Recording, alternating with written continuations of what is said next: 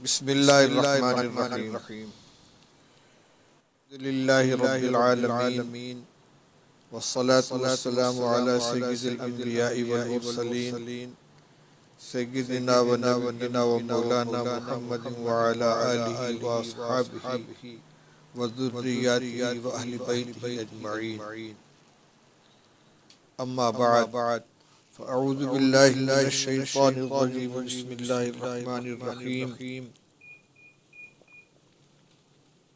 کل من علیہا فان ویبقى وجہ ربک ذو الجلال والاکرام، صدق اللہ العلی العظیم۔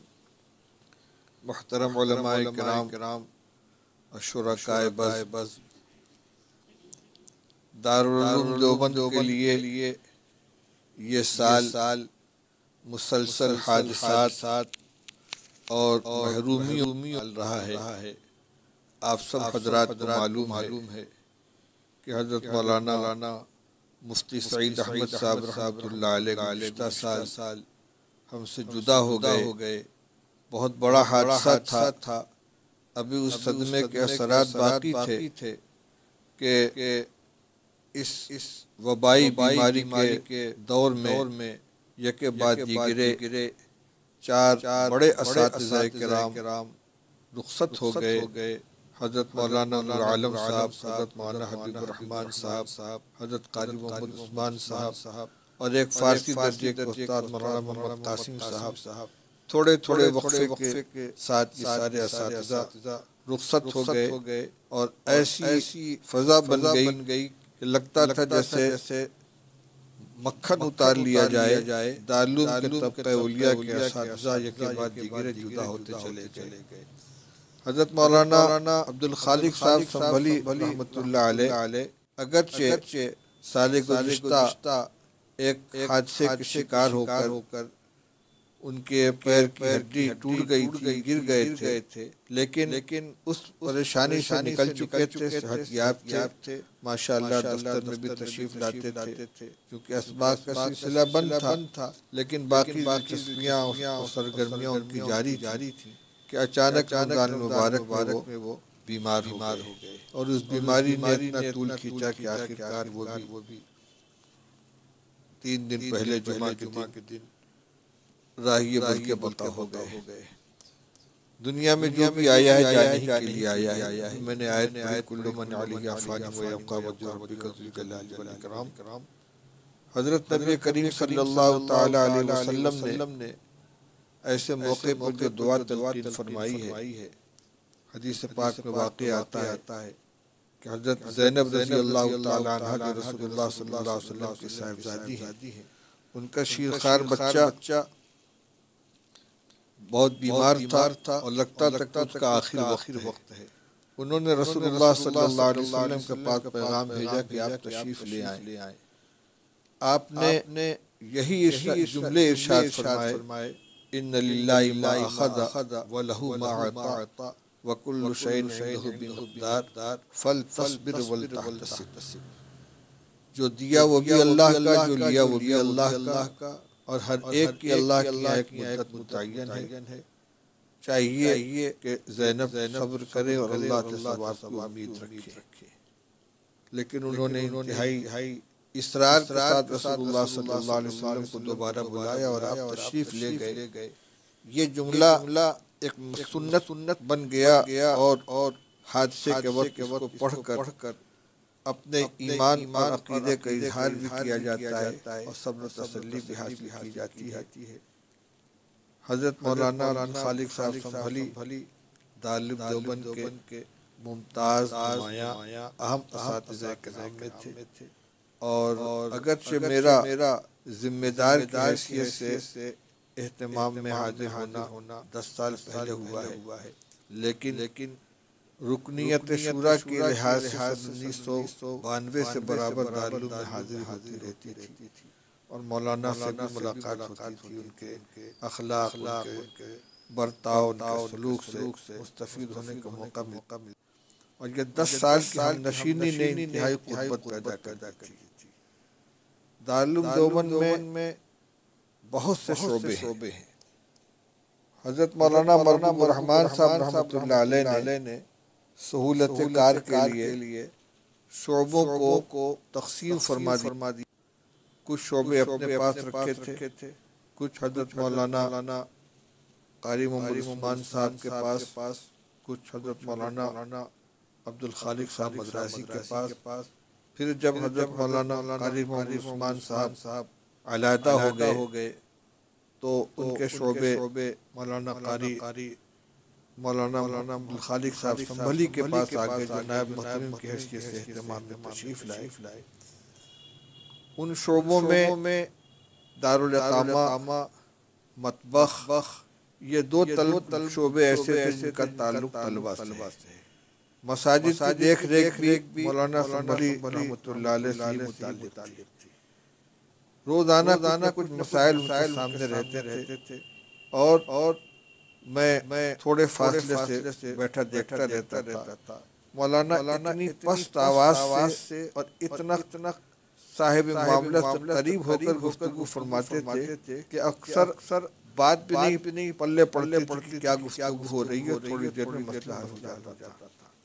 مولانا کی اس خوبی کا تذکرہ تمام حضرات تاثر کے اندر کر رہے ہیں. میں نے بھی تعزیتی مجلس کے اندر اس کا ذکر کیا تھا کہ ان کی نرم گفتاری اور ان کا جو تواضع اور انکسار کا انداز تھا وہ بے مثال تھا. اگر کبھی ناراضگی کا بھی اظہار کرنا ہوتا تو لہجہ اور الفاظ کا استعمال ایسا ہوتا کہ پتہ نہیں چلتا تھا کہ مولانا کسی بات کے اوپر اپنی ناگواری یا ناراضگی کا اظہار کر رہے ہیں. ایک بات جو خاص دیکھی، جو ابھی تھوڑی دیر پہلے مولانا عبداللہ صاحب معروف کی گفتگو میں کہی ہے کہ تلامذہ اور فضلاء کے ساتھ مولانا کا رابطہ ہمیشہ رہا. دارالعلوم میں جن حضرات کو کسی شعبے میں مدرس کی ضرورت ہوتی تھی تو وہ مولانا سنبھلی سے رابطہ کرتا تھا. چاہے تجوید کے لیے استاد کی ضرورت ہو، چاہے عربی پڑھانے کے لیے ضرورت ہو، تو مولانا کا رابطہ رہتا تھا اپنے فضلاء سے، اپنے تلامذہ سے. ان کو یہ معلوم رہتا تھا کہ کون فاضل کہاں پر ہے، کون فارغ ہے اور کون کام سے لگا ہوا ہے. مناسب افراد کی وہ نشاندہی کرتے تھے.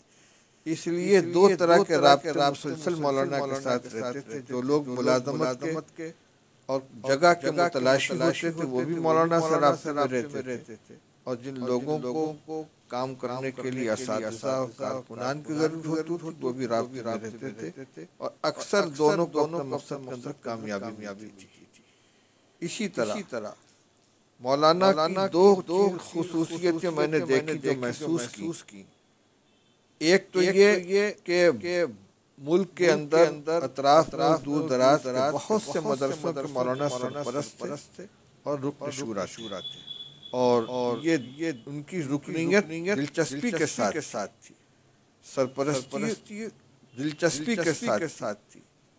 بہت سی جگہ میٹنگوں میں تشریف لے جاتے تھے. بڑے مدرسوں میں مدرسہ خادم الاسلام ہاپوڑ اور ایک اسی طرح بلاسپور کے مدرسے کے مستقل سرپرست تھے. کبھی تشریف لے جاتے، کبھی وہاں کے لوگ آ کر مشورہ کرتے تھے. اسی طریقے سے مولانا سے لوگ اپنے ذاتی معاملات کے اندر بھی طلباء اور اساتذہ مشورے لیتے رہتے تھے. دوسری خصوصیت یہ دیکھی کہ اپنے مدرسوں میں جلسوں کے لیے، کسی پروگرام کے لیے جو لوگ آتے تھے بہت کم ایسا ہوتا تھا کہ وہ خالی ہاتھ جاتے. مولانا ترتیب بنا کے یہاں تشریف لے جانے کا نظام بنا لیتے تھے. بہت ایسا ہوا کہ کوئی میرے پاس آیا، میں نے اپنی مصروفیت کی وجہ سے یا استاد طبع کی وجہ سے معذرت کر دی، اور میں نے کہا مولانا سے بات کر لو. وہ وہاں پہنچا، اس نے بات چیت کی اور مولانا نے کوئی تاریخ دے دی. یعنی دل توڑنا نہیں جانتے تھے. حتی الامکان دوسروں کی کا دل رکھ لینا، ان کے کام کے اندر ان کی مدد کر دینا اور مراد پوری کر دینا، یہ مولانا کا مزاج تھا. بدلہ سنجی، ظرافت مزاج کے اندر ان کے کوٹ کر بھری ہوئی تھی. یہاں کے درجہ ابتدائی کے اکثر اساتذہ ان کے تلامذہ ہیں، لیکن اب چونکہ وہ مدرس ہیں، ان کے ساتھ بے تکلفی کا معاملہ فرماتے تھے، لطائف بھی سناتے تھے، واقعات بھی سناتے تھے، اور دوسروں کے ساتھ بھی شریک ہوتے تھے۔ علمی اعتبار سے مولانا کا جو مقام تھا، بہرحال وہ علم جانتے ہیں۔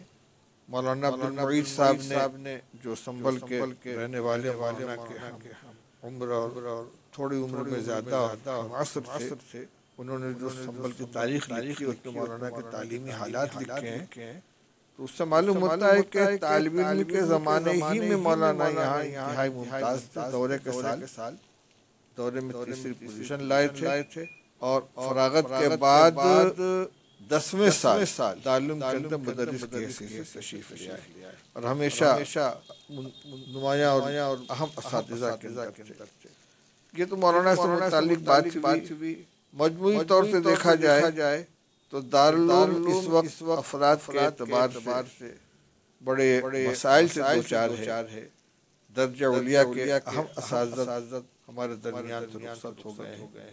یہ بھی ٹھیک ہے کہ کبرانا موتو کبرا، بڑوں کے جانے سے چھوٹوں کو بڑا بننا پڑتا ہے، لیکن جو امتیازات تھے، اچھا عجیب بات ہے، ہر استاذ کسی نہ کسی اعتبار سے ایسے نمایاں تھے کہ ہر ایک کی نگاہ اس خصوصیت کے اوپر پڑتی تھی۔ مولانا نور عالم صاحب اپنے عربی ادب کے اعتبار سے انتہائی ممتاز حیثیت کے حامل تھے۔ مولانا حبیب الرحمن صاحب اپنے تحقیقی مزاج، تاریخ دانی، اسماء الرجال، حدیث کے سلسلے میں وسعت نظر کے اعتبار سے ممتاز تھے۔ حضرت قاری محمد عثمان صاحب رحمۃ اللہ علیہ اعلیٰ درجے کے استاذ بھی تھے، اپنی جو ان کی خصوصیات تھیں، اور بیک وقت دارالعلوم کے متعدد شعبوں کی نگرانی، تحفظ ختم نبوت ہے، مکاتب کا نظام ہے، اسی طرح محاضرات کا سلسلہ ہے، دفتر اہتمام کے اندر نیابت اہتمام بلکہ معاون محتمم کی حیثیت سے ذمہ داری سنبھالنے کا معاملہ ہے۔ شیخ الہند اکیڈمی کے ساتھ بھی بڑی دلچسپی تھی۔ یہ تمام کے تمام شعبہ جات کو دیکھنا اور سب کو یکساں دلچسپی کے ساتھ انجام دینا، اور کسی کثرت کار سے نہ گھبرانا، مولانا حضرت قاری تقی عثمان رحمۃ اللہ علیہ کی خصوصیت تھی۔ تو میں یہ کہہ رہا تھا کہ جتنے جانے والے حضرات تھے وہ سب اپنی خصوصیات کے ساتھ رخصت ہوئے ہیں، اور ہر ایک ان کو خصوصیات کے حوالے سے یاد کر رہا ہے۔ مجموعی طور سے یہ بہت بڑا خسارہ ہے، نقصان ہے۔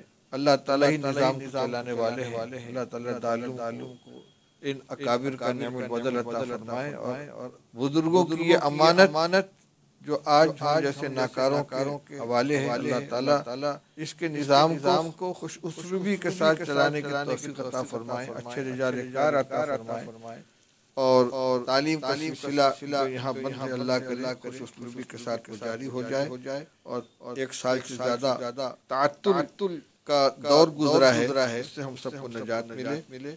میں اس گفتگو کے ساتھ اپنے تمام سامعین کو جو اکثر مولانا عبدالخالق صاحب سنبھلی رحمۃ اللہ علیہ کے تلامذہ ہیں یا ان کے محبین ہیں، ان سب کو اور خود اپنے آپ کو تعزیت پیش کرتا ہوں۔ اللہ تعالیٰ اس صدمے کی اس گھڑی میں ہمیں صبر و سکون نصیب فرمائے، حضرت مولانا کی روح کو سکون نصیب فرمائے، اعلیٰ علیین میں جگہ عطا فرمائے، ان کے تمام صاحبزادوں کو، اہل خاندان کو، تمام متاثرین و متعلقین کو صبر کی توفیق عطا فرمائے۔